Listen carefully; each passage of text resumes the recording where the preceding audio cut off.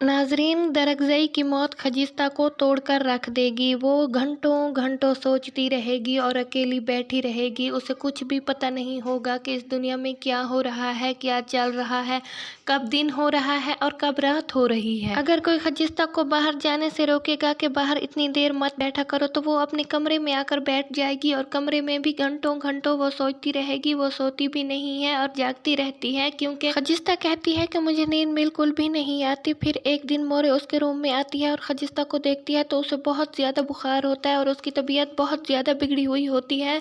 मोरे उसको देखकर बहुत ज़्यादा परेशान हो जाती है और सब घर वालों को बुला लेती है कि ख़जिस्ता की हालत तो बहुत ही ख़राब है। सारे घर वाले ख़जिस्ता के इर्द गिर्द जमा हो जाते हैं और सबको बहुत ज़्यादा परेशानी होती है और लाला तो बहुत ही परेशान हो जाते हैं। वो ख़जिस्ता को समझाते हैं कि ख़जिस्ता, तुम अपने साथ ऐसा मत करो, तुम क्यों खुद को सज़ा दे रही हो। दरगज़ई की ज़िंदगी ही इतनी थी जितनी वो गुजार कर चला गया है। जब दाजी अमरोज़ की बातें सुनता है और वो देखता है कि वो कितने अच्छे तरीके से ख़जिस्ता को तसल्ली दे रहा है, तो दाजी के ज़हन में एक बात आ जाती है और उसे वो याद आ जाता है कि ख़जिस्ता के बाप ने अमरोज़ लाला को कहा था कि अब तुम ही मेरी बेटी का ख्याल रखना। तो दाजी कहते हैं कि अब ख़जिस्ता की और अमरोज़ की शादी होगी। ये बात तो शानज़े पर जैसे क़यामत बनकर ही टूटती है। शानज़े हैरान रह जाती है, उसे समझ नहीं आ रही होती कि वो क्या करे। वो वहाँ से उठकर अपने कमरे में आ जाती है और वहाँ आकर वो बहुत ज़्यादा रोती है और अमरोज़ से कहती है कि तुम्हें मेरे आंसू नज़र नहीं आ रहे, ये तुम क्या कर रहे हो। अमरोज़ शानज़े को तसल्ली देता है और कहता है कि मैं अभी दादी के पास जाकर उससे बात करूंगा कि ख़जिस्ता तो बिल्कुल मेरी छोटी बहनों की तरह है। फिर वो दादी के पास जाता है, दादी को सारी बात कहता है, मगर दादी कहता है कि नहीं, तुम्हारी शादी ही ख़जिस्ता से होगी। जब हसन को पता चलता है कि डॉक्टर हादी मुल्क छोड़कर बाहर जा रहा है, तो हसन हादी के पास आता है और कहता है कि प्लीज़ मुझे माफ़ कर दो, मेरी गलती तो बहुत बड़ी है, लेकिन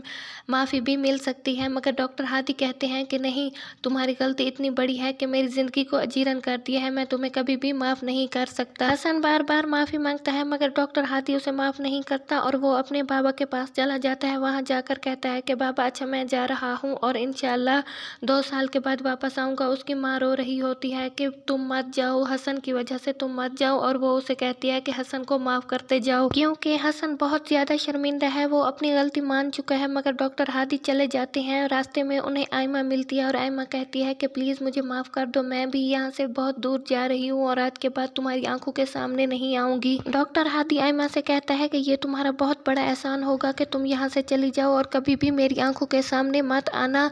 वो कहती है कि मुझ पर भी एहसान करो और मुझे माफ़ कर दो। डॉक्टर हादी कहता है कि नहीं, मैं तुम्हें और हसन को कभी माफ़ नहीं करूँगा। नाजरीन, फिर अगले सीन में दिखाया जाता है कि ख़जिस्ता की शादी हो रही होती है अमरोज़ के साथ और शानज़े रो रही होती है। तो ये लगता है कि शानज़े ने बहुत ज़्यादा सोचा है, उसने दादी की बात को दिल पर ले लिया है, इसलिए उसको रात को ये सपना आ गया था कि ख़जिस्ता की अमरोज़ के साथ शादी हो रही है और ये सच भी हो सकता है। नाजरीन, आपको क्या लगता है कि ये सच है या ख्वाब है?